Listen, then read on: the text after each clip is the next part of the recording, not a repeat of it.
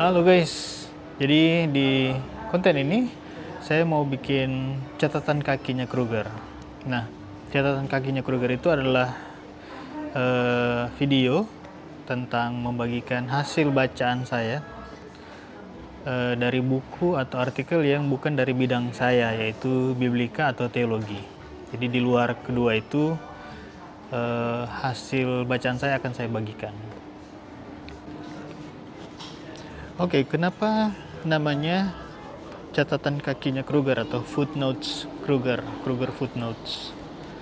Karena saya tidak mau bikin video membagikan hasil bacaan hanya duduk diam di satu ruangan, satu tempat, lalu bicara sendiri, monolog gitu. Jadi konsepnya saya sambil jalan-jalan, jadi seperti semi vlog, tapi bukan vlog juga, vlog jalan-jalan, hanya supaya teman-teman yang menonton bisa menikmati suasana di sekitar atau di mana saya berada gitu. Seperti saat ini saya sedang di Malahide train station. Nah, jadi ya mirip-mirip vlog, tapi isinya sebenarnya sharing hasil baca. Nah, sharing hasil baca itu tentu tanpa penilaian, tanpa analisis, tanpa kritik, hanya membagikan apa yang sudah saya baca dari satu buku atau artikel untuk teman-teman sekalian. Nah, di video pertama ini saya mau bagikan hasil baca saya atas buku ini, How Fiction Works, karya James Wood. Tapi sebelum itu, di sini ada satu gereja yang bagus sekali arsitekturnya. Saya kasih lihat sedikit. Ini gereja Katolik di Malahide.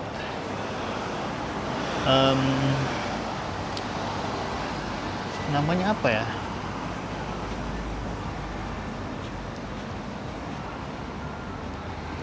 Ini gerejanya. Bagus sekali bangunannya. Nah, sekarang kita ada di sini. Kita akan jalan-jalan sedikit di bagian Kastil Malahide. Sini.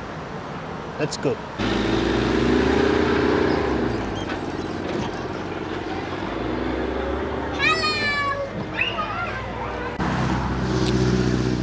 Oke, ini buku yang ditulis oleh James Wood. Saya baru pertama kali membaca tulisannya James Wood. Dia itu adalah seorang profesor di Harvard, bidang praktik kritik sastra ya. Jadi dia selain penulis tapi juga adalah seorang pakar di kritik sastra. Nah, di sini ada banyak sekali bunga yang tumbuh. Kalau summer begini, musim panas, banyak sekali bunga yang bermekaran. Sana juga ada. Ini tadi Malahide train station. Nah, begitulah kita harus menikmati summer, menikmati matahari, karena sangat jarang di Irlandia matahari ini.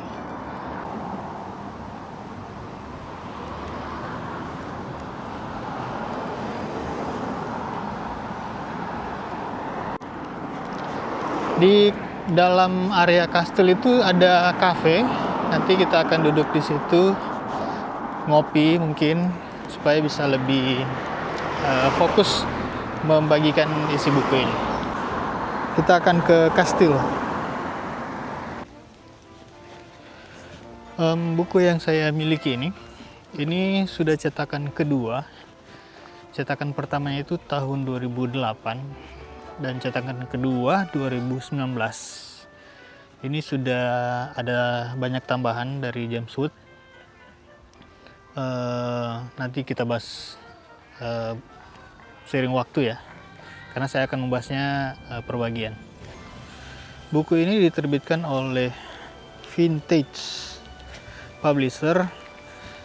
Itu masih satu grup dengan Penguin Random House di UK. Ini ada satu karya seni yang dibuat dari pohon langsung. Jadi dipahat membentuk kastil.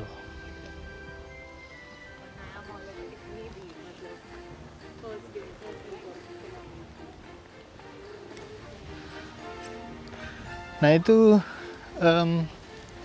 kalau kita membahas buku ini akan disinggung nanti, karena ini bicara tentang bagaimana fiksi bekerja. Kadang kita perlu imajinasi untuk membayangkan ketika kita membaca novel-novel fiksi dengan suasana kerajaan fantasi begitu ya, dengan orang-orang yang begitu unik, miriplah dengan misalnya Narnia dan film atau novel yang sejenis.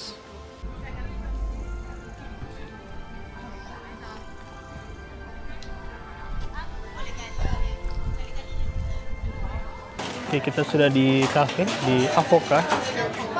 Banyak sekali orang. Hi, can I have one mocha please?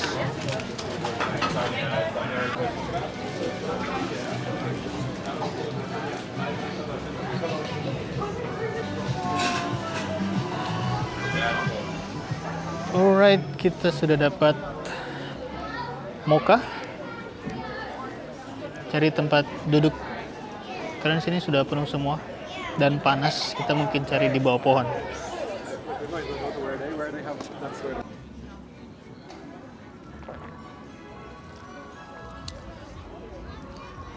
Nah, kita lanjutkan. Buku ini jumlah halamannya 206. Yap, 206 halaman. Di luar bibliografi dan indeks. Jumlah babnya adalah 12 bab. Ya, betul, 12 bab. Termasuk introduction. Jadi cukup panjang, sehingga saya memutuskan untuk tidak membagikan hasil baca buku ini secara keseluruhan, tapi agar ada banyak detail yang bisa disampaikan, maka saya putuskan untuk membagikannya per bab. Karena kalau satu video begitu membagikan satu isi buku, kayaknya ada banyak sekali detail, hal-hal yang tidak kalah penting atau bahkan hal penting yang dilewatkan gitu. Jadi saya putuskan untuk membagikannya per bagian, per bab. Dan kali ini mulai dengan bab introduction atau pendahuluan. Nah, siapa di sini yang kalau membaca fiksi, entah novel atau cerpen, dia lebih tertarik pada gaya bahasa, pemilihan kata, pokoknya teknik penulisan, dibanding isi atau konten dari cerita itu sendiri. Kenapa saya tanya begitu? Karena di bagian awal introduction yang ditulis oleh James Wood, dia juga mempersoalkan itu. Jadi ternyata ada dua kubu dalam dunia sastra ini. Ada yang menikmati tekniknya, ada yang menikmati konten atau isinya. Beberapa nama yang disebutkan, dan memang di bagian belakang testimoni ditulis salah satu oleh Scottman. Dia bilang bahwa impossible to read this book and not want immediately to turn back to the authors he discusses and read more of them more closely yourself. Jadi cukup tidak mungkin gitu. Cukup tidak mungkin atau bagaimana bahasanya? Ya, tidak bisa diabaikan lah gitu. Tidak bisa diabaikan ketika kita membaca buku ini. Ada banyak sekali nama yang akan disebutkan, banyak pakar atau orang-orang besar di dunia sastra disebutkan namanya, dan kita tidak melihat tulisan-tulisan mereka untuk memeriksa apa sih yang mereka bilang sehingga James Wood mengkritisi mereka begitu. Jadi saya juga begitu mengalami hal yang sama ketika dia menyebut Roland Barthes. Itu pronounce dalam bahasa Inggris ya.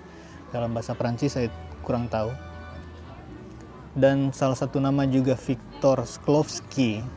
Itu sastrawan dari Rusia.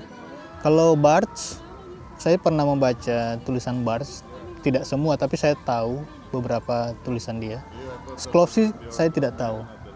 Tapi James Wood mengelompokkan mereka berdua ke dalam sastrawan formalis gitu.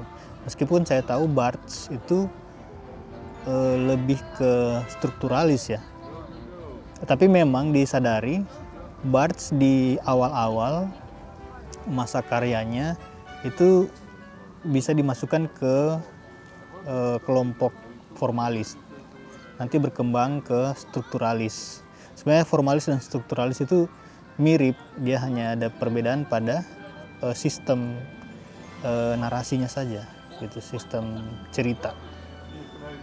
Nah, dua orang ini disebut oleh Wood karena mereka cenderung memeriksa narasi itu dari tata bahasanya, gitu, gaya bahasa, keindahan kata dan lain sebagainya. Jadi seolah-olah kehilangan kreativitas dalam membaca sastra atau fiksi bahkan dalam hal ini, karena hanya sibuk pada teknik atau hal-hal teknis dibanding isi. Itu yang saya tangkap ya. Mudah-mudahan apa yang saya tangkap itu betul. Kalau teman-teman ada yang membaca buku yang sama lalu punya pandangan berbeda atas apa yang disinggung Wood kepada Barthes maupun Shklovsky, ya bisa di-share, dibagikan di kolom komentar. Oke, kita pindah sedikit, berdiri, udah kram duduk. Nah, menanggapi kelompok atau orang-orang yang sama seperti Shklovsky dan Barthes tadi, yang mementingkan gaya bahasa, keindahan kata, dan teknik bercerita lainnya, di paragraf-paragraf selanjutnya Wood juga menyebut Virginia Woolf. Nah, di sini saya cukup kaget karena mungkin ya James Wood tidak akan kaget dengan kenapa dia menyebut Virginia Woolf gitu ya. Tapi saya kaget karena Virginia Woolf saya pernah baca, tapi tidak mendalami. Yang saya tahu Virginia Woolf itu seorang feminis yang salah satu buku yang dia lahirkan itu sudah diterjemahkan ke dalam bahasa Indonesia yang berjudul Ruang Milik Sendiri. Betul, Ruang Milik Sendiri. Ada juga yang Lighthouse, tapi saya tidak tahu itu sudah diterjemahkan atau belum.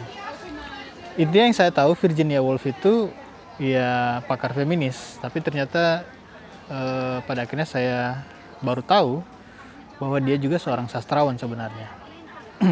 Dan kenapa dia menyebut Woolf di sini? Karena bagi Wood, Virginia Woolf itu sebenarnya memberikan insight yang bagus atau memberikan pemikiran yang membuat diskusinya seimbang. Kalau tadi itu mereka cenderung memusingkan gaya bahasa, keindahan kata. Woolf sendiri mengatakan bahwa narasi atau cerita itu tidak hanya terdiri dari kata-kata gitu, tapi dia juga terdiri dari kalimat dan kalimat, kemudian membentuk paragraf, dan kemudian membentuk cerita yang utuh yang di dalamnya ada pesan moral atau etis, atau di dalam buku ini disebut bentuk etis narasi gitu. Apa yang dimaksud dengan bentuk etis narasi? Ya, isi dari cerita itu sendiri tidak hanya berisi diksi-diksi tanpa makna gitu ya, tapi di dalamnya kita bisa melihat atau menemukan pesan yang dimaksud oleh penulis, entah itu pesan originalnya atau itu pesan aslinya, atau kita justru menemukan pesan yang kita interpretasi sendiri. Disitulah letak kekuatan sastra atau narasi dalam hal ini menurut Woolf. Jadi dia tidak terlalu setuju dengan kelompok Barthes tadi, tapi lebih memberi pandangan yang berbeda, bahwa narasi itu punya bentuk etisnya sendiri gitu. Nah, sebenarnya ini persoalan klasik ya. Saya rasa kita sekarang, apalagi para penikmat novel, itu sudah memahami ini. Meskipun memang disadari, kalau saya melihat ada banyak juga novel-novel atau terutama fiksi ya, cerpen, dongeng itu terasa kering sebenarnya. Dia hanya memainkan kata, memberi keindahan dalam tulisannya melalui kata-kata, tapi terasa kering. Nah, ini juga nanti disinggung oleh Wood di bagian selanjutnya. Oke, kita lanjut jalan lagi. Di sini ada reruntuhan gereja. Itu akan jadi background ya. Yap. Kita masuk pada persoalan lain yang diangkat Wood dalam bagian pendahuluan ini. Selain masalah tadi soal kubu, ada yang menyukai gaya bahasa, ada yang menyukai isi. Sebenarnya Wood berada di tengah ya. Dia mempedulikan juga soal gaya bahasa, tapi juga concern terhadap isi dari fiksi, supaya ada keseimbangan di sana dan ceritanya menjadi berkualitas gitu. Tapi persoalan lain yang yang dia lihat di zaman modern ini adalah fenomena reality hunger dari para pembaca novel. Reality hunger itu para pemburu atau mereka yang mengalami kelaparan akan realitas. Sebenarnya istilah itu diambil oleh Wood atau dipinjam Wood dari David Shields yang menulis buku Reality Hunger, A Manifesto. Jadi di dalam bagian pendahulu ini juga disebutkan itu. Jadi ada banyak pembaca yang sudah mulai bosan, mulai resah dengan fiksi, karena fiksi itu dianggap ya begitu-begitu saja ceritanya, polanya berulang dan ya menjadi tidak menarik lagi karena dianggap tidak relevan. Misalnya, dan ini bisa dimengerti, saya memahaminya. Misalnya ketika dia atau kita menemukan cerita ya tentang dunia fantasi gitu ya. Dunia fantasi ya tentu biasanya, oke kita duduk dulu. Biasanya ada portal gitu, orang tiba-tiba masuk ke portal dari dunia nyata, masuk ke portal lalu dia tiba di kerajaan fantasi. Ini polanya sama, misalnya kalau kita baca atau nonton ya, sudah difilmkan di Harry Potter, mereka kalau masuk ke dunia sihir itu, ke Hogwarts, harus lewat platform tertentu ya. Juga Narnia itu masuk ke dunia Narnia, orang-orang itu masuk ke dunia Narnia, Lucy dan saudara-saudaranya melalui lemari. Lalu apa lagi ya?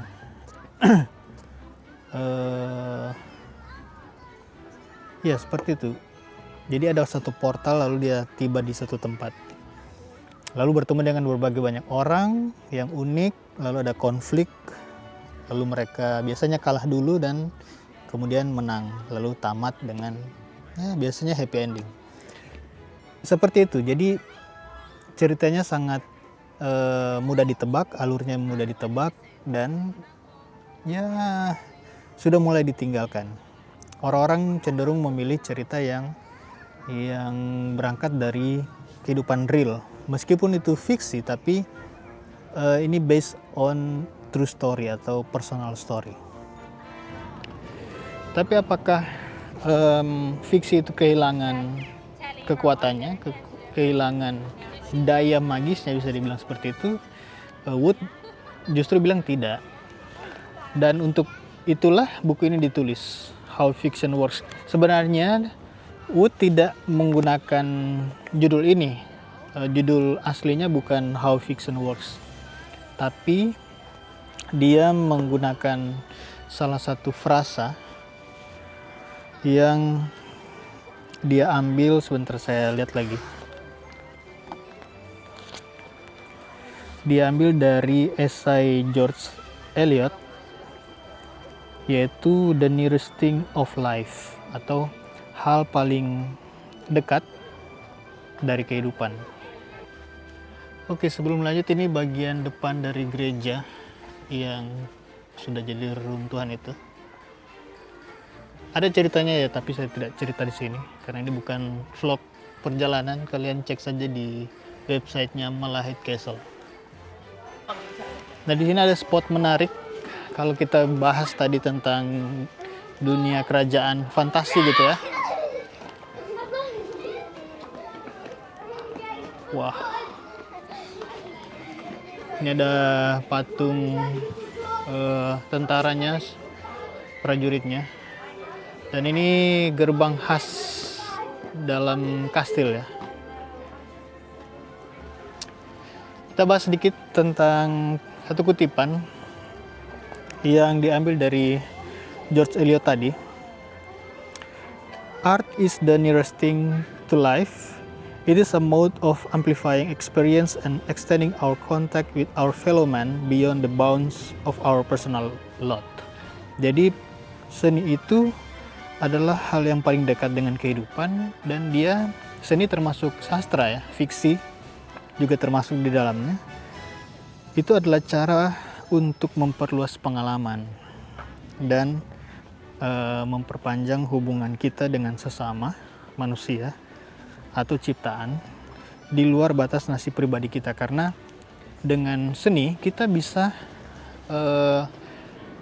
belajar banyak hal, bisa melatih kepekaan, kepedulian, karena mungkin saja kita punya pengalaman yang sama, atau kita bisa mengekspresikan diri di luar dari yang kita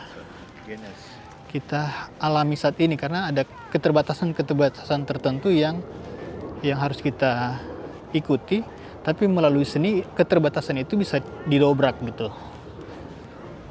Kira-kira seperti itu. Jadi seni itu hal yang paling dekat dengan kehidupan kita karena dia bisa melatih kita untuk lebih peka dan memampukan kita untuk berekspresi lebih dibanding yang kita bisa saat ini di dunia nyata. Oke, ini kita sudah ada di depan kastil. Saya kasih lihat sebentar kastilnya. Ini kastil Malahide. Masih utuh, masih bagus, dan masih bisa dikunjungi dalamnya, tapi itu berbayar. Jadi kita skip saja. Nah, selain itu, untuk menanggapi reality hunger tadi, Wood sebenarnya mengatakan bahwa fiksi itu masih sangat kuat dan sangat baik dalam kehidupan, karena fiksi itu diciptakan dari ketiadaan, dari kekosongan bahkan dia bilang, sehingga lahirlah suatu dunia, suatu cerita yang meskipun itu palsu tapi sangat relevan dengan kita. Tentu saja ketika cerita itu tidak hanya menang dari segi keindahan kata, tapi juga bagus dari segi isi, konten gitu. Kadang juga kan kalau kita misalnya, terutama drama Korea kan masih sangat relevan.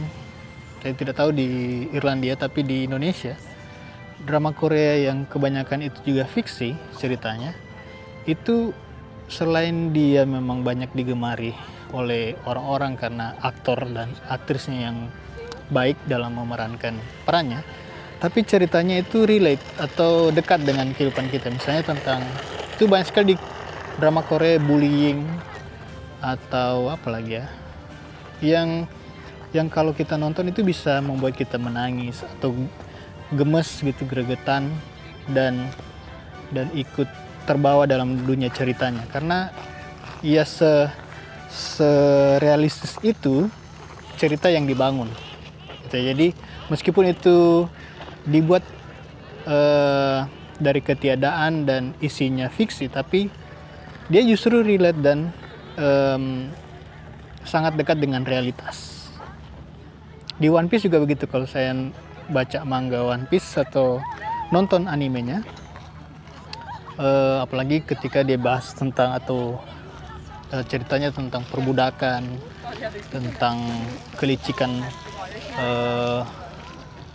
pemerintah, politik, dan lain sebagainya, itu sangat relate dengan kehidupan kita sekarang. Itulah letak kekuatan fiksi. Oke, ini kita sudah keluar dari daerah kastil karena mau cari tempat berteduh. Ada sedikit informasi kurang penting karena James Wood juga mengganti judul bukunya dari The Nearest Thing of Life menjadi How Fiction Works. Sebenarnya konten ini juga atau video yang saya buat ini juga bukan catatan kaki Kruger atau Kruger Footnotes. Itu sebenarnya yang asli adalah daftar pustakanya Kruger. Tapi karena saya mau buat modelnya semi vlog atau ya sambil jalan, maka diganti catatan kakinya Kruger. Catatan kaki itu sangat lekat dengan dunia penulisan, dunia buku, literasi lah. Dan ada kata kaki di situ ya mewakili kata jalan-jalan.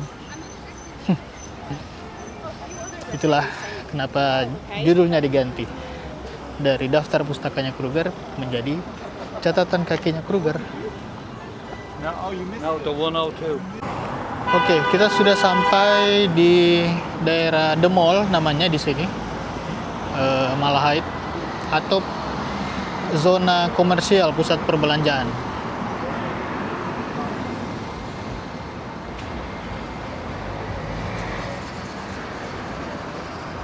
Nanti kita akan ke daerah sana yang banyak kafe, restoran, untuk cari smoothies atau es krim lah atau apalah yang dingin-dingin.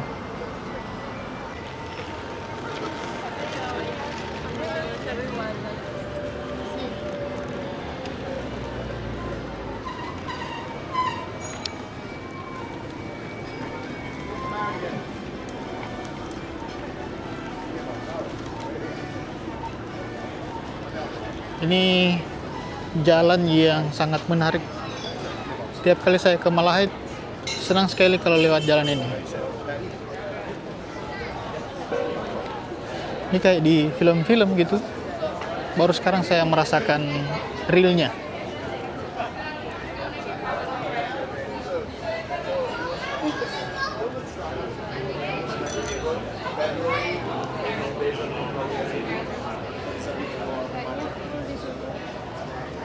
Nanti coba cari di bagian bawah tuh. Lihat tempat yang kosong. Ini memang kayak masuk ke dunia fantasi buat saya pribadi ya, karena ini pengalaman yang saya cuma bisa lihat di film, tapi akhirnya bisa menikmatinya langsung. Boleh, boleh.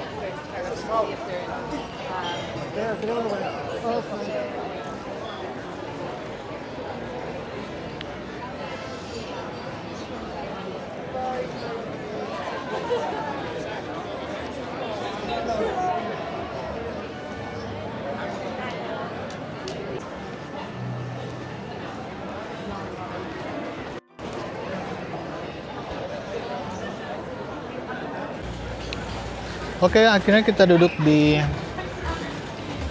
New Street Coffee.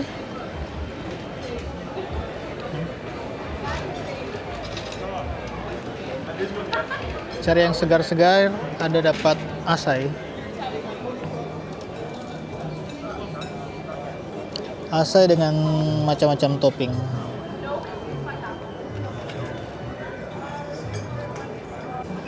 Oke, lanjut, ini mungkin bagian akhir dari video ini.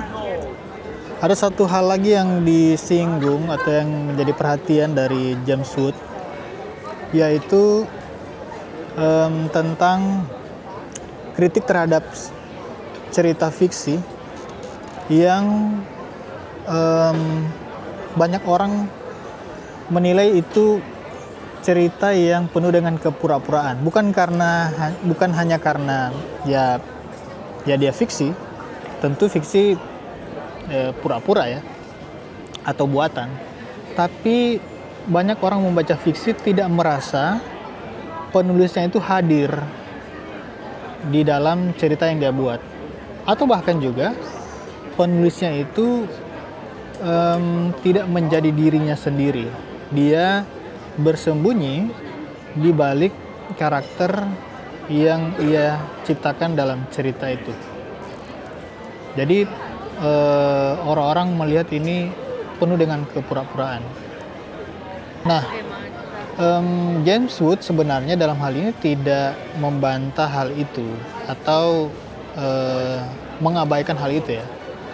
Dia juga sebenarnya sepakat bahwa kejujuran itu penting dalam menulis, agar supaya pembaca bisa merasakan kejujuran emosional dari penulisnya terkait apa yang mau dia sampaikan gitu. Ya memang nantinya para pembaca juga yang akan berimajinasi, mengeksplorasi, menginterpretasi cerita yang dibangun oleh penulis. Tapi ketika dia dibuat dengan jujur, maka dia akan cerita fiksi ini akan memiliki tempat yang baik dalam benak pembaca atau pikiran pembaca. Dia memiliki kesan yang baik karena dia dibuat dengan kejujuran. Maksudnya adalah cerita itu harus tidak dibuat sembarang. Ya karena fiksi ya buat saja ceritanya sembarang, akhirnya ceritanya menjadi aneh, tidak jelas mau dibawa kemana dan seterusnya gitu. Jadi kejujuran emosional itu juga penting di dalam penulisan fiksi. Oke, pada intinya fiksi tidak perlu dibenturkan dengan realitas. Itu yang saya dapat di bagian pendahuluan ini. James Wood juga menekankan bahwa ketika cerita fiksi itu sebagai karya seni ditulis dari ketiadaan dan berangkat dari kejujuran emosi dari penulisnya, maka disitulah letak realitas itu dalam fiksi gitu, atau reality power menurut James Wood. Karena fiksi yang seperti itulah yang mampu menjembatani dunia cerita dengan dunia nyata atau realitas. Fiksi yang tidak hanya mementingkan gaya bahasa, keindahan bahasa, tetapi juga menekankan pesan atau isi dari cerita yang dia bangun.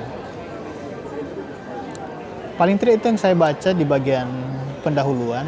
Tentu ada banyak hal yang menarik dan penting dibahas oleh James Wood di bagian atau di bab selanjutnya.